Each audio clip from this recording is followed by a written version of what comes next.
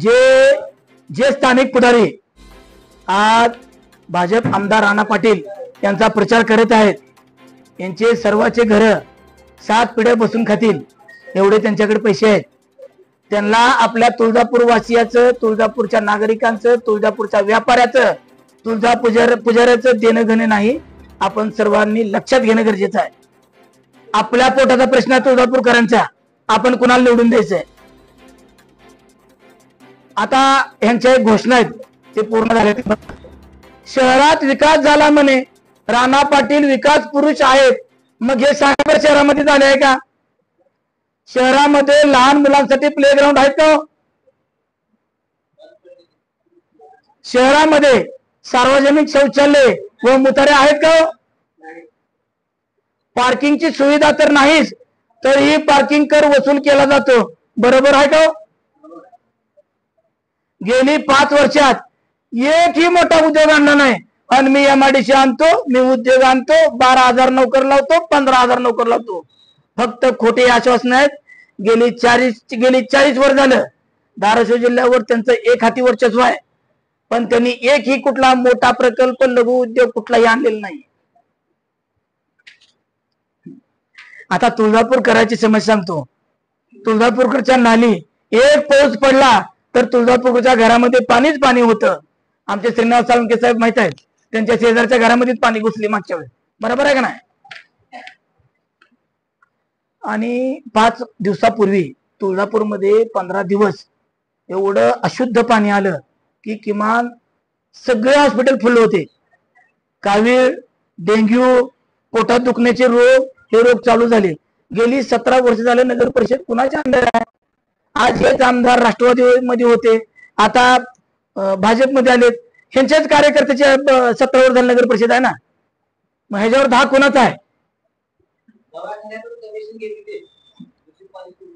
आता तुळजापूर शहरामध्ये आज 75% 70% लाईट नाही, बल्ब बसवलेले गेलेले नाही. याची व्यवस्था कोण करणार? फक्त मी डिजिटल दाखवतो, मी MIDC आणतो, हे आणतो, हे किती दिवस चालणार आहे? आपण ह्या बरोबर किती दिवस बसणार आहे सर्वजण? बर, अजून त्यांनी आपल्याला 2019 ला घोषणा केली होती की मी एक मोठी शिक्षण संस्था तुळजापुरामध्ये आणणार. मी अद्ययावत शिक्षण संस्था कुठं आहे त्याचा घाट तर कुठं दाखवा आम्हाला. म्हणजे आम्हाला तर दिसत नाही, बहुतेक दुर्बीण बघून बघावं लागेल तुळजापूर शहरामध्ये कुठं आहे का शैक्षणिक संस्था.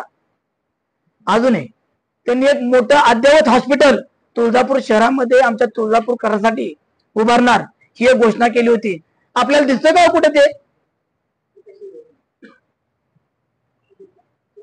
आपण तुळजापूरकरांनो, तुळजापूर तालुक्यातल्या सर्व नागरिकांनो, आपण सर्वजण स्वावलंबी आहोत. आज तुळजाभवानी मातेच्या आशीर्वाद व तिच्या जीवावर आपलं घर चालतंय किंवा आपली व्यापारी जगतोय, तरी आपण सर्वांनी या भाजपचे गाव पुढारी यांचे देखील हे आमदार ऐकत नाहीत. आपण गेली 2 वर्षाखाली बघितलं या विकास आराखड्याबद्दल आपण सर्वांनी त्यांच्या इथल्या तुळजापूरच्या त्यांचे जे नेते पुढारी, गाव पुढारी आहेत, त्यांना आपण जाऊन भेटलो होतो, पण त्यांचंही ह्या आमदारांनी ऐकलं नाही. तर याच्या पुढे गावातील स्थानिक लोकांचं, पुजाऱ्यांचं, व्यापाऱ्यांचं, नागरिकांचं हे आमदार ऐकणार का? आणि हे आपल्याला समजून घेणार का?